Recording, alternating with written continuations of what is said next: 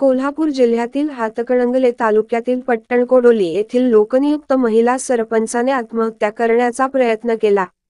कुटुंबातील व्यक्तीच्या प्रसंगावधानामुळे त्यांना तातडीने कोल्हापुरातील खासगी रुग्णालयात दाखल करण्यात आले आहे. आत्महत्येच्या प्रयत्नामागील नेमके कारण अद्याप स्पष्ट झाले नाही. भाग्यश्री दत्तात्रय कोळी असे आत्महत्येचा प्रयत्न केलेल्या सरपंचांचे नाव आहे. त्यांनी आत्महत्या करण्याचा प्रयत्न का केला? राजकीय दबावातून त्यांनी हे पाऊल उचलले की आणखी कोणते कारण त्यामागे होते, याची माहिती मिळू शकलेली नाही.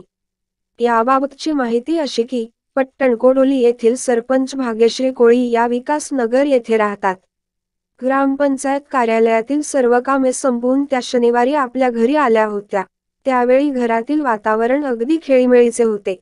मात्र शनिवारी सायंकाळी भाग्यश्री कोळी यांनी राहत्या घराच्या खोलीची आतून कडी लावून हाताची नस कापून घेतली. इतक्यावरच न थांबता कोळी यांनी स्वतःला संपवण्यासाठी गळफास घेऊन आत्महत्या करण्याचा प्रयत्न केला. त्याचवेळी घरातील लोकांनी जाऊन पाहिले असता ही बाब त्यांच्या निदर्शनास आली.